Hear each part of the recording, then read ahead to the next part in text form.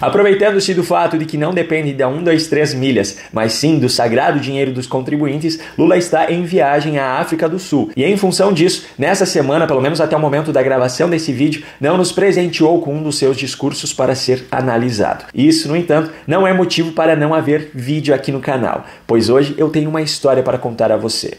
Celso Augusto Daniel era professor, engenheiro e político. Filiado ao PT, foi prefeito de Santo André, município do estado de São Paulo, entre 1989 e 1992. Foi deputado federal por São Paulo em 1995 e 1996, ano em que renunciou ao cargo para disputar novamente as eleições para prefeito de Santo André. Venceu e, no ano de 2000, disputou a reeleição. Venceu mais uma vez e exerceu o cargo até janeiro de 2002, quando aconteceu a história que eu vou contar a você nesse vídeo.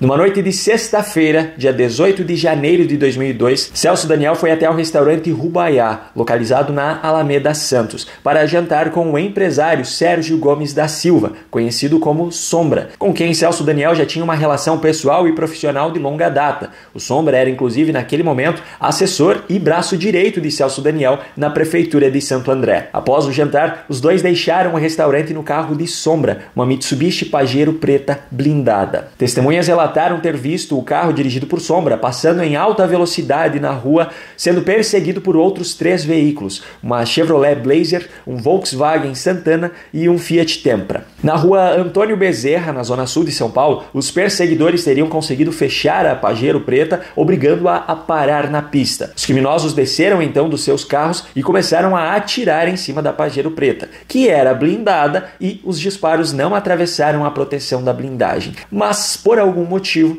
as portas da Pajero preta estavam destravadas. Os criminosos abriram então as portas, tiraram os 2 ocupantes do veículo, colocaram Celso Daniel em um dos seus carros e fugiram do local, deixando Sombra para trás, que logo em seguida ligou para a polícia. Isso aconteceu na noite de 18 de janeiro, sexta-feira. No domingo pela manhã, dia 20 de janeiro de 2002, o corpo de Celso Daniel foi encontrado em uma estrada de terra no município de Juquitiba, a mais de 60 quilômetros de Santo André. A autópsia realizada no corpo apontou que Celso Daniel havia sido torturado e assassinado com 8 tiros. Ok, fechamos aqui a primeira parte da história. As investigações começaram então e dali para frente as coisas começaram a ficar cada vez mais estranhas. O Ministério Público apontou Dionísio de Aquino Severo como um dos sequestradores de Celso Daniel. O Dionísio havia sido resgatado um dia antes do sequestro de um presídio em Guarulhos, em um resgate cinematográfico inclusive. Criminosos tomaram como refém um piloto de helicóptero, obrigaram ele a sobrevoar com o helicóptero e pousar dentro desse presídio para resgatar 2 presos e fugir do local. Um desses presos era Dionísio, que teria sido resgatado justamente para fazer o sequestro. Pois bem, cerca de 3 meses depois do assassinato e sequestro de Celso Daniel, Dionísio foi preso. Alguns dias depois da sua prisão, ele afirmou que ele teria algumas revelações para fazer sobre o caso.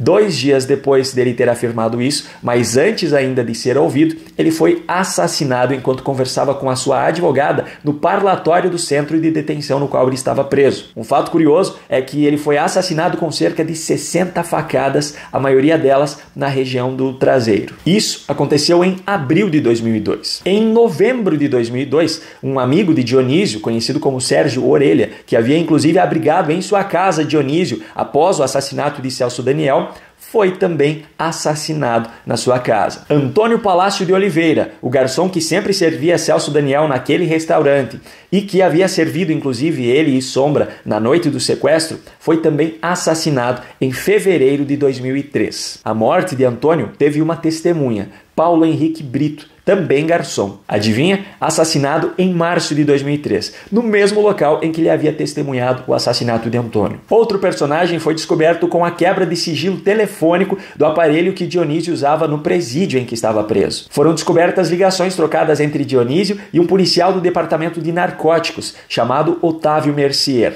Otávio foi ouvido, disse não saber nada sobre o caso e pouco tempo depois foi assassinado também, em julho de 2003. Em dezembro de 2003, outra pessoa assassinada, o agente funerário Irã Moraes Redua, que havia sido a primeira pessoa a reconhecer Celso Daniel lá na estrada de terra e a chamar a polícia. No dia 19 de setembro de 2005, Carlos Del Monte Printes, o médico legista responsável pelo laudo do corpo de Celso Daniel, deu uma entrevista no programa do Jô. Nessa entrevista, ele fez algumas revelações polêmicas a respeito do caso e a respeito daquilo que aconteceu durante a autópsia. Eu senti muita pressão política fora do governo, principalmente do deputado Luiz Eduardo Greenhalgh, de esclarecer como um crime comum, de não dar crédito àquilo que eu falava.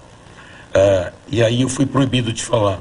Cerca de 20 dias depois, no dia 12 de outubro, Carlos Printes foi encontrado morto. Ok, agora vamos trazer para a discussão alguns fatos que podem estar relacionados com os motivos para esse sequestro e assassinato. É importante deixar claro que, ao longo do tempo, foram surgindo várias teorias a respeito dos possíveis motivos para o crime. No entanto, o que eu vou apresentar aqui não são teorias, e sim fatos sobre os quais já há conhecimento. Inicialmente, as investigações na época apontaram que teria sido um crime comum. Os sequestradores presos afirmaram, inclusive, que se tratava de uma escolha aleatória da vítima. Em 2003, no entanto, o Ministério Público fez uma nova denúncia sobre o caso, incluindo agora o Sombra como um dos responsáveis pelo crime. A partir dali, a história teve mais uma série de desdobramentos e eu vou tentar resumir ao máximo para você. Em 2005, promotores pediram novas investigações a respeito do caso, e essas investigações ficaram sob responsabilidade da delegada Elizabeth Sato. Uma curiosidade, Elizabeth Sato é tia de Marcelo Sato,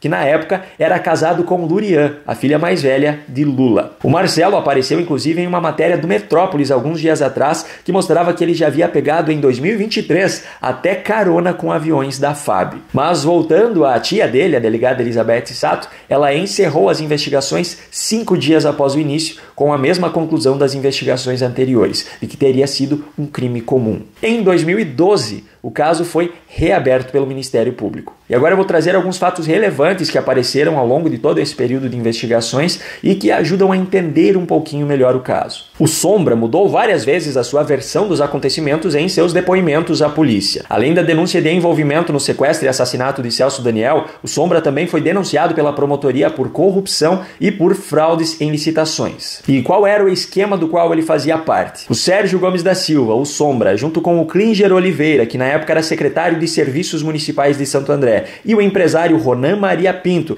que era dono de empresas de transporte e de coleta de lixo e também no ramo da construção civil, estavam envolvidos, segundo o Ministério Público, em um esquema que fraudava licitações no município e que cobrava propina de empresários. O dinheiro arrecadado nesse esquema inicialmente tinha como objetivo ser destinado a financiamento de campanhas do PT. E aí entra em jogo Gilberto Carvalho, que era secretário de governo da Prefeitura de Santo André na época em que Celso Daniel foi assassinado, depois foi chefe de gabinete de Lula e ministro da Secretaria-Geral da Presidência no governo Dilma. Gilberto foi acusado de ser o responsável por pegar esse dinheiro arrecadado no esquema lá em Santo André e levar até a sede do PT. Outro personagem relevante nessa história é Luiz Eduardo Greenhalgh, ex-deputado e advogado do PT na época. Ele foi a pessoa designada pela direção nacional do PT para acompanhar as investigações. E o curioso é que mesmo com o laudo da autópsia apontando que Celso Daniel havia sofrido tortura, o Luiz Eduardo Greenhalgh afirmava que não havia tortura nesse caso. Segundo os irmãos de Celso Daniel, em entrevista também ao Jô Soares,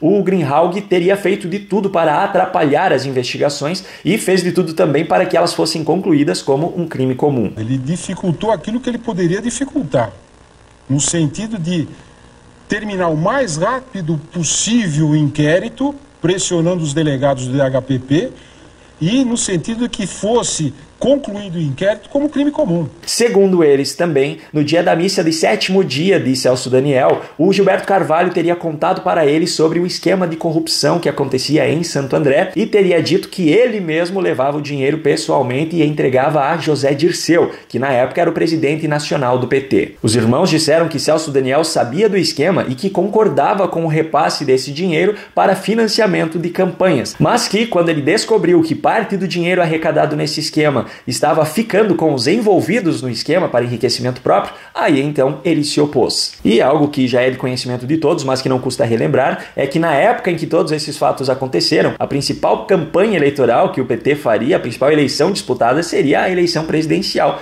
tendo Lula como candidato. Outro fato que movimentou essa história foi o depoimento de Marcos Valério. Marcos Valério é um empresário brasileiro que foi condenado por participar de esquemas de desvio de dinheiro público e pagamento de propinas para o governo do PSDB em Minas Gerais e no caso do mensalão do PT. No dia 1º de julho de 2022, a Veja publicou uma matéria trazendo com exclusividade alguns trechos da delação premiada que Marcos Valério fechou com a Polícia Federal. Dentre as informações apresentadas por Marcos Valério em seus depoimentos estava um envolvimento de petistas com o PCC, o primeiro comando da capital, a maior facção criminosa do país. Também a existência de um dossiê que Celso Daniel havia preparado com detalhes sobre o esquema de arrecadação de dinheiro para financiamento ilegal de campanhas e também um envolvimento de Lula com o assassinato de Celso Daniel. Esse suposto dossiê que Celso Daniel havia preparado teria sumido da casa dele ali no período em que ele foi sequestrado e assassinado. Valério afirmou ainda que Ronan Maria Pinto, um dos empresários envolvidos nesse esquema, chantageava Lula, ameaçando revelar os detalhes desse esquema de corrupção. Lembrando que isso são afirmações de Marcos Valério em seus depoimentos. Eu estou apenas contando a história. E você, o que achou de tudo isso? Qual é a conclusão que você chegou a respeito de todos esses fatos?